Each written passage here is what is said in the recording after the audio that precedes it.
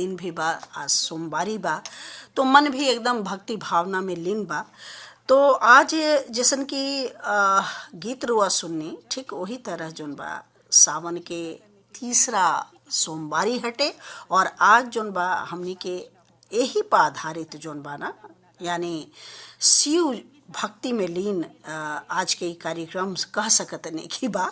तो आज काव्य पाठ भी जोन बा ना वो सुनल जाओ। कवि बानी डॉक्टर नथुनी पांडे जी, कविता पाठ।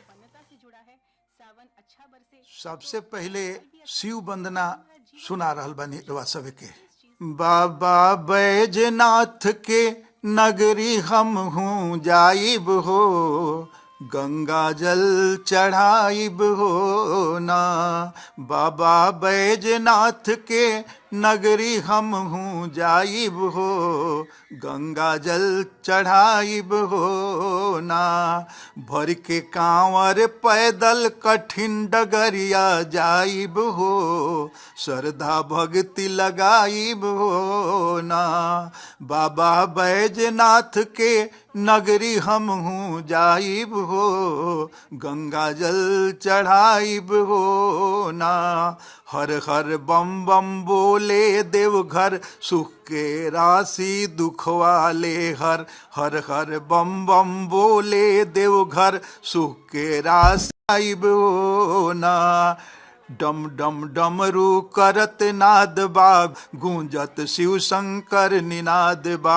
डम डम डमरू करत नाद बा, गूंजत शिव शंकर निनाद बा।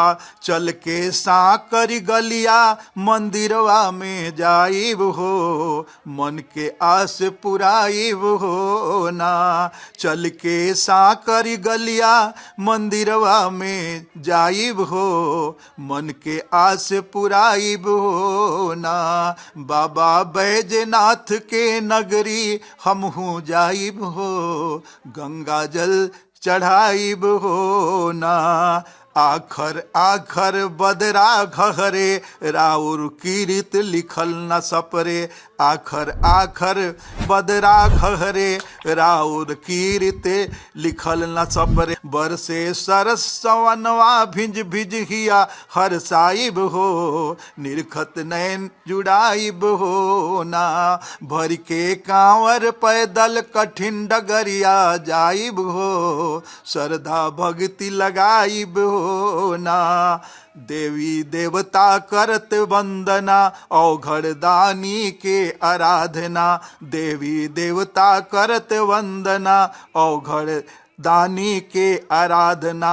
घूंघर घाटी बजावत महिमा गावत जाइब हो, साध के दिया जराइब हो ना। घूंघर घाटी बजावत महिमा गावत जाइब हो, साध के दिया जराइब हो ना। बाबा बैजनाथ के नगरी हम हूँ जाइब हो, गंगा जल चढ़ाइब हो ना। कांवर पैदल कठिन डगरिया जाइब हो, श्रद्धा भक्ति लगाइब हो ना। अब एगो सावन गीत रउआ साहब के सामने रख रहल बानी।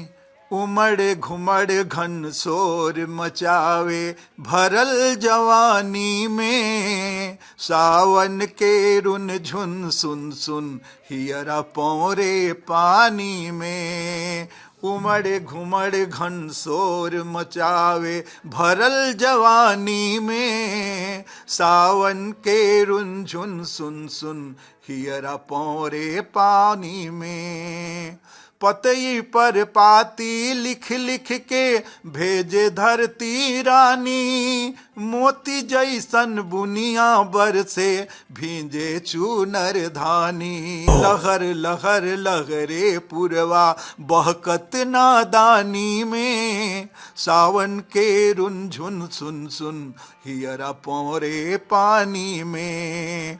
देख बदरिया मोरवा नाचे, कोयल कजरी गावे, झिंगुर जब सहनाई छेड़े पपिया तान सुनावे। देख बदरिया मोरवा नाचे कोयल कजरी गावे। झिंगुर जब सहनाई छेड़े पपिया तान सुनावे।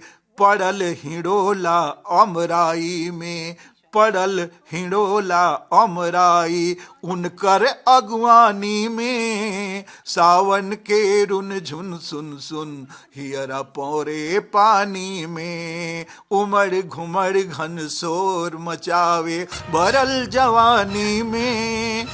भइल सोहागिन बाज धरतिया बिजुरी कोहबर गावे।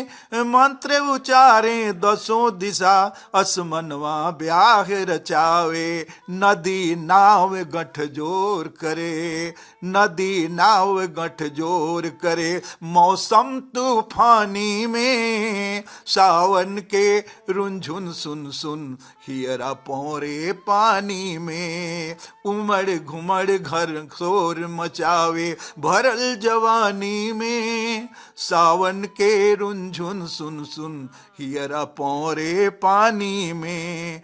खेते खेते पसरल सगरो जांघ जांघ पर पानी। छपर छपर छप के ली धनवा रोपेली दिल जानी।